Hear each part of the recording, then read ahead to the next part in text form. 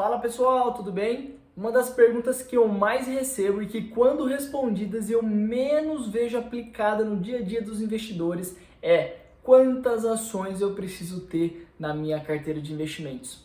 Então fica ligado nesse vídeo, se inscreve no canal, já deixa o seu like e fica até o final, que hoje eu quero falar sobre diversificação e responder a sua pergunta sobre quantas ações você precisa ter na sua carteira.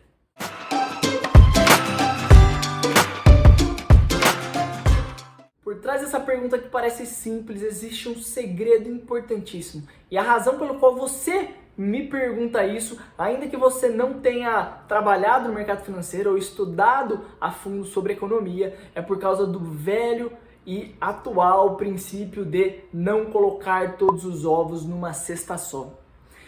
E uma das primeiras pessoas a fazer isso de maneira mais profissional e na academia foi Markowitz, tanto é que ele ganhou um prêmio Nobel na década de 90, quando ele dissertou sobre a teoria moderna do portfólio, onde ele defendia a diversificação. E vocês já me ouviram falar aqui que a diversificação é o único almoço grátis que existe dentro do mercado. É a única maneira de você ter mais retorno com menos risco. Quando a gente pensa em risco, existem várias definições, eu não vou entrar nesse mérito aqui, mas a gente pode entender o risco como a probabilidade das nossas ações não serem bem-sucedidas, as nossas decisões não serem como a gente esperava que elas fossem. E dentro do mercado a gente tem dois riscos que você pode ver nesse gráfico aqui: o risco sistemático e o risco não sistemático. O risco sistemático é também conhecido como risco de mercado e é o risco a qual todas as empresas estão expostas. Não tem como nós o minimizarmos.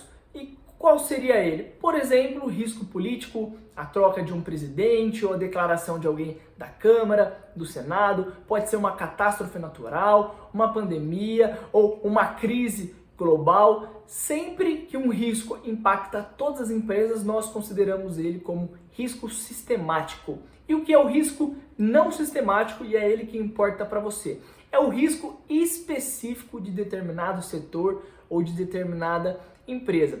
Pensa comigo, se amanhã surgir uma nova regulação que diminua o quanto os bancos podem cobrar dos seus empréstimos, essa redução de lucro que eles vão ter não vai impactar os frigoríferos, não vai impactar o setor de construção civil, não tem um impacto direto em outros setores. Então o risco não sistemático é o risco específico que algumas empresas têm. E o que Markowitz tanto defendeu e o que a gente aplica hoje ao construir a nossa carteira é que se você tiver uma carteira diversificada, com a quantidade certa de ativos, você consegue reduzir ao máximo esse risco não sistemático e você fica só exposto ao risco do mercado, que já é muito melhor. E antes de te falar quantas ações você precisa ter na sua carteira, eu quero que você saiba que o mercado não é uma equação exata. Então, filosofias diferentes podem dar certo e não é incomum você encontrar duas pessoas que divergem totalmente, que discordam uma das outras e as duas têm sucesso. Eu trago dois casos emblemáticos para você.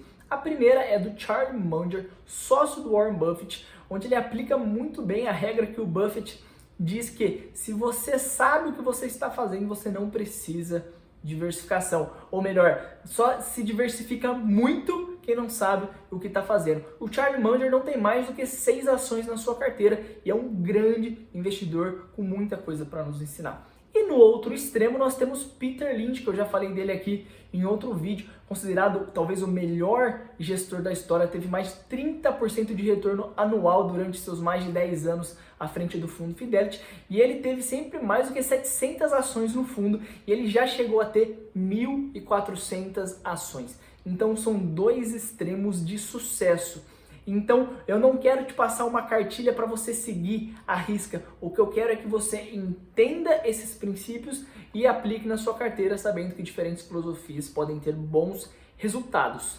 Os estudos mais recentes mostram que entre 20 e 30 ações é o número ideal para você ter uma diversificação completa. Eu diria que entre 10 e 25, 10 e 20 é um número ideal para você trabalhar. Até porque se você tiver muitas ações, você não vai conseguir acompanhá-las todas e você muitas vezes não vai conseguir acompanhar os fundamentos para saber se você continua ou não com aquela ação. E vale lembrar que se você está começando agora, principalmente no Brasil, aqui a gente só trabalha com lotes de 100 ações, ou senão você tem que ir para o mercado fracionário. Nesse caso, você não precisa se preocupar em comprar direto as 20, 25 ações, porque você ainda tem pouco dinheiro. Você pode começar com menos e ir aumentando a quantidade de ações que você tem. Assim você compra sempre lotes inteiros de ações. E dentro dessa quantidade de ações que você definiu como ideal para você, lembre-se sempre de diversificar em diferentes setores. De nada vale você ter 10 empresas do mesmo setor, ou você ter 20 empresas cíclicas. Tem empresas que são cíclicas e anticíclicas. Dessa forma, ainda que o país passe por um boom ou viva uma depressão, ainda assim a sua carteira vai permanecer estável e saudável. Diversifique entre setores e diversifique entre empresas.